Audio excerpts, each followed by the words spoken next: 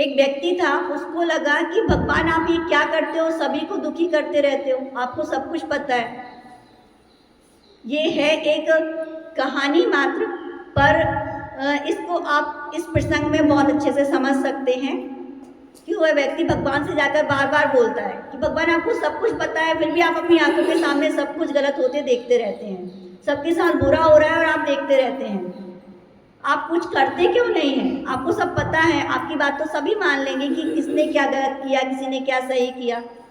तो वह व्यक्ति को वहाँ खड़ा करते हैं, बोलते हैं तुम यहाँ खड़े रहो, तुम सिर्फ यहाँ पर खड़े होकर देखना, किसी से कुछ बोलना नहीं, आज सिर्फ 12 घंटे के लिए तुम यहाँ रहो। वह भगवान के मंदिर में भगवान के स्थान पर जाकर खड़ा हो जाता है और भगवान के स्थान पर खड़े होकर के वह देखता रहता है कि सभी लोग आकर के क्या प्रार्थना कर रहे हैं, किसके घर में क्या समस्या हो रही है। वो थोड़ी देर कुछ नहीं बोलता है। वहाँ पर एक धनी व्यक्ति आता है, उसके जेब से पर्स गिरता है, उसमें कुछ पैसे होते हैं और वो पर्स छोड़ करके वो चल देता है, उसको याद नहीं रहता है। वो व्यक्ति देखता है कैसा मूर्ख जीव है कि इसका पर्स गिरा, इसने ढोक भी लगाई, इसको पर्स दिखा नहीं, मैं बोल दूँ तो नहीं, भगवान ने मना किया था कि बोलना मना है। तो वह व्यक्ति कुछ शांत खड़ा रहता है। थोड़ी देर बाद एक नाविक आता है, वो नाविक आकर के देखता है कि है ना, वो भगवान से पहले प्रार्थना करता है, भगवान आज तो मेरी नाव में कोई सवारी नहीं हुआ और कोई मछली भी मुझसे नहीं पकड़ी गई, मेरा परिवार आज खाएगा क्या। उसको वो ढोक देता है और उसको पर्स दिख जाता है, उस पर्स को उठाता है, उससे कुछ धन लेता है, कहता है भगवान देखो आपने मेरी व्यवस्था कर दी, आपका बहुत बहुत धन्यवाद। भगवान को धन्यवाद दे करके वो जीव वहाँ से चला जाता है और अपने परिवार को भोजन लेकर के पहुँच जाता है। उसके बाद तीसरा व्यक्ति आता है जो जहाज में सफ़र करने वाला था, 15 दिन के लिए यात्रा करने जाने वाला था।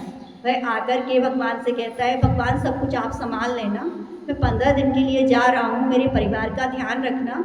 उसके बाद में मैं जहाँ जा रहा हूँ वहाँ पर बहुत ज़्यादा उल्कापात वगैरह होता है, वहाँ पर समुद्र की लहरों का मैंने सुना है कि वहाँ पर जहाज डूब जाते हैं, तो मुझे उस स्थान पे जाना है, मैंने वहाँ की व्यवस्था जाने की कर ली है, आप सब कुछ संभाल लेना।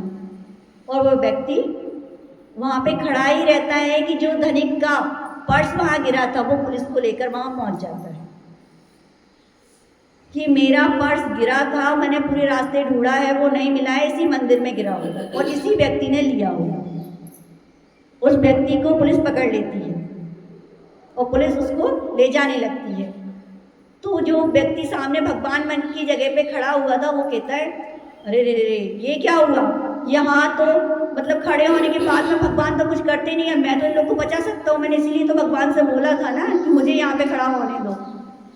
तो वो तुरंत बोलता है कि मैंने देखा है, इसने नहीं उठाया है वो पर्स वो नाव वाला लेकर के गया है, उसको छोड़ दीजिए।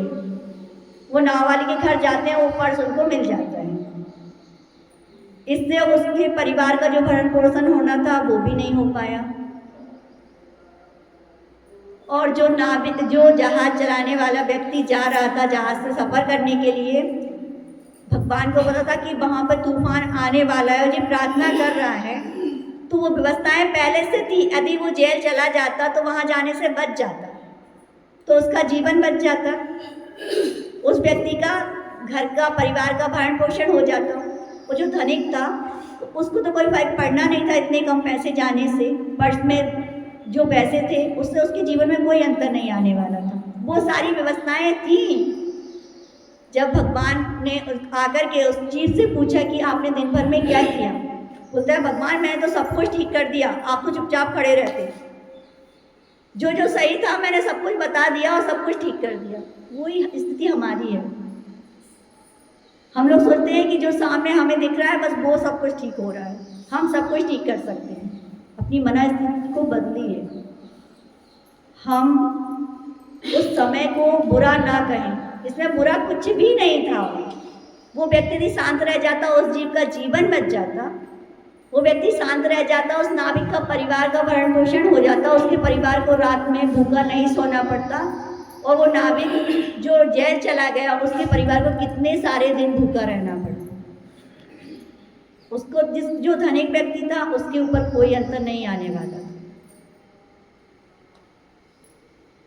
तो हम अपनी सोच से ये चीज़ करते हैं, इस चीज़ को, हमारे जीवन की जो गड़बड़ियाँ हैं उन सबको समाप्त करने के लिए सिर्फ हमें इतना विश्वास रखना है। हम कहाँ पे पढ़ते हैं, हमारे जीवन में आज जो कुछ भी घटित हो रहा है, किसी ने हमें डांट दिया, कुछ भी चीज़ का नुकसान हो गया, ये सब कुछ भलाई होना होगी, हमारी नहीं तो किसी और की भलाई होना होगी। इतना बड़ा हृदय लेकर के जीना है, बिल्कुल छोटे छोटे से राई के दाने बराबर हृदय लेकर के नहीं जीना है,